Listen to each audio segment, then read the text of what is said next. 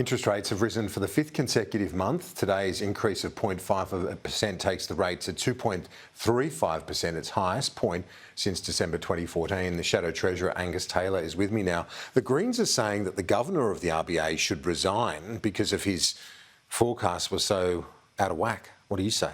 Well, it's an independent Reserve Bank, but really what we want to see here is a plan from the government. There's real pain here for Australians. The government has been understating that pain. Understated it in question time, Kieran. For an average mortgage of $600,000, the increase that we've seen, the cumulative increase, is $760 a month now. Now, that hasn't all flowed through. More of it will flow through in the coming months. There's a delay between the increase in the cash rates and when it hits home. But by Christmas, we'll be seeing enormous pain being felt by Australians as they're buying their Christmas groceries, paying for their Christmas presents for loved ones, paying for their holidays. What can the government do, though?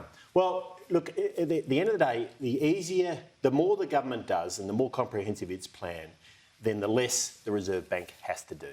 The truth is that you've got, on the supply side, a series of constraints, and we've made a number of suggestions about taking out some of those constraints in the labour supply, like getting pensioners upping their work rate if they choose to, or getting more pensioners into the workforce. The government's gone part of the way towards that, but nowhere near enough. And then managing the demand side. I mean, the truth is that we pulled back heavily in the last budget before the election. We've seen the budget coming in at the end of May, almost half of what was expected. So would you like to see? You'd like to see more cuts in the October budget? It's just a matter of managing their money, like every household has to do. Look, if the government doesn't manage its money, it means households are under far more pressure to manage their money, and there's more pressure that comes on from the Reserve Bank. Do you think it's a must on the fiscal side that there needs to be significant cuts in the October budget? Well, they just need to manage their finances in a sensible way. Otherwise, households have to do more. Every household knows how to manage its finances in a sensible way. And if the government doesn't do it, the households will have to do more of it. What's your view on... The other point I'd make about this is, you know, we've got the Prime Minister pointing the finger at Philip Lowe and saying he should not raise interest rates as much. And yet the Prime Minister has not come out with any kind of plan to deal with these inflationary pressures. Indeed, he's doing the opposite. They've run away from their $275 price reduction in electricity. They're talking about industry-wide bargaining, which will only make the situation worse. We know that from history.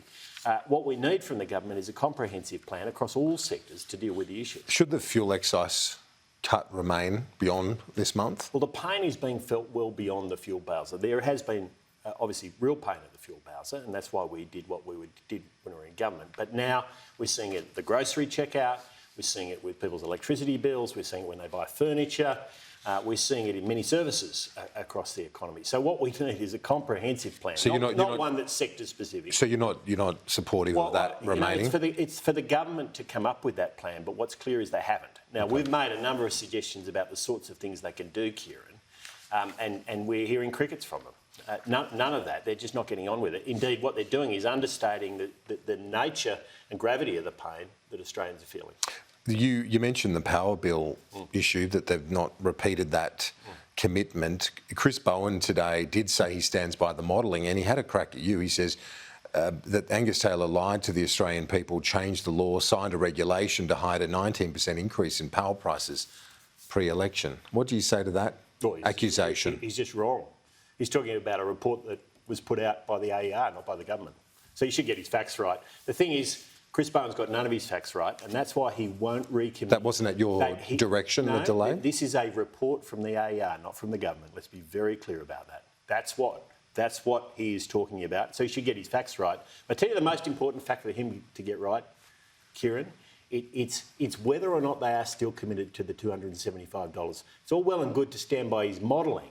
Okay. It's the commitment that the Australian people want. They want Labor to keep its commitments that it took to the election. Angus Taylor, thanks for your time. Appreciate it.